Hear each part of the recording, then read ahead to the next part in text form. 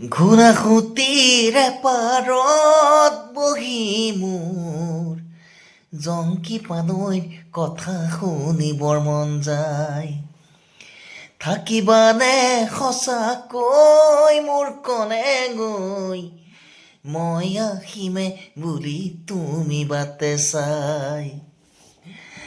আচিনায়ং মানে কি গীতটো বোধহয় জুবিন গাৰ্গদাৰ 2005 বৰ্ষমানত ৰিলিজ হৈছিলে আৰু মুক্তিৰ পোৱাৰ পিছতেই গীতটোৱে সাংঘাতিক হিট হৈছিলে আৰু আমিও তেতিয়া কৈশোৰ কালৰ পৰা জাষ্ট পাৰ হৈছোঁ আৰু তেতিয়াতে গীতটো ৰিলিজ হৈছিলে। আমি শুনি বহুত ভাল পাইছিলোঁ, নিজকে ৰোমাণ্টিক ফিল হৈছিলে, আমাৰো প্ৰেমত পৰাৰ ইচ্ছা গৈছিলে।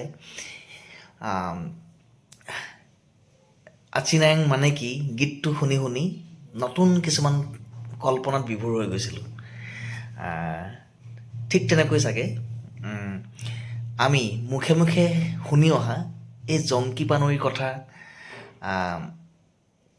আমি যিমানখিনি শুনি আহিছিলোঁ, কিন্তু আজিলৈকে মই নিজেও সেই কাহিনীত ডুব যাবলৈ সুবিধা পোৱা নাছিলোঁ।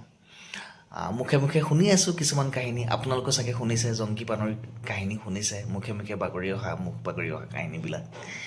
তেনেকৈও মই শুনিছিলোঁ। কিছুমানৰ বেলেগ ধৰণে কয়, কিছুমানে বেলেগ ধৰণে কয়।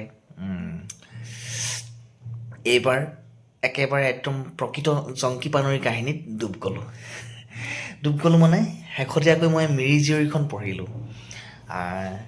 ৰজনীকান্ত বৰদলৈ মিৰি জীয়ৰী আপোনালোকেও বহুতে পঢ়িছে চাগে, কাৰণ এক বহুত পুৰণি উপন্যাস।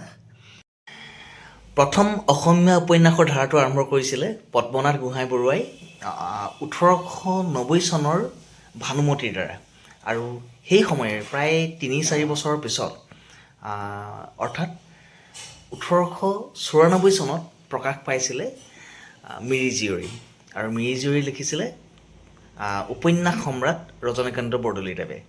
আৰু উপন্যাসখনৰ দ্বাৰা সেই সময়ৰ আমাৰ অসমীয়া মিচিং সমাজৰ যি ৰীতি নীতি, সাংস্কৃতিক সৌন্দৰ্যতা অথবা তেওঁলোকৰ সমাজ গঠন প্ৰক্ৰিয়া কেনেকৈ আৰম্ভ হৈছিল তাৰ ঐতিহাসিক ভেটিটো তাত ধুনীয়াকৈ লিখিছে। আৰু হয়তো আমি শুনি অহা জংকি পানৈৰ এই কাহিনীবিলাক মুখে মুখে চলি আহি সেই উপন্যাসখনৰ দ্বাৰাই চলি আহিছে বুলি যেন মোৰ অনুভৱ হৈছে কিতাপখন পঢ়ি।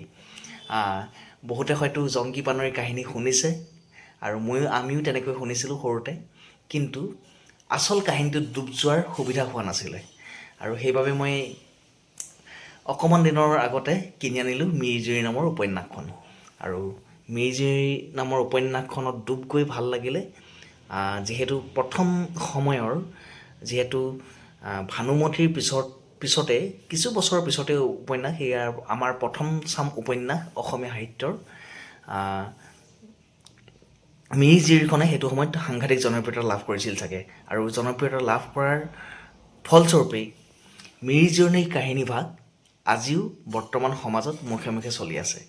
আৰু ডুব গৈ ভাল লাগিল।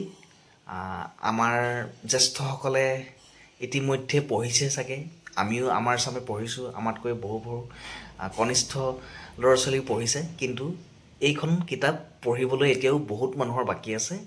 আপোনালোকে পঢ়িব, ভাল পাব। আৰু যিহেতু তেওঁলোকে আৰম্ভ কৰা ধাৰাটোৰ বাবেই আজি আমি বৰ্তমান সময়ত ভাল ধুনীয়া উপন্যাস পাবলৈ সক্ষম হৈছোঁ। যদি তেওঁলোকে আৰম্ভ নকৰাহেঁতেন আজি আমি উপন্যাসৰ জগতখনত ইমান শক্তিশালী ৰূপ এটা দেখিবলৈ নাপালোঁহেঁতেন অসমীয়া সাহিত্যত।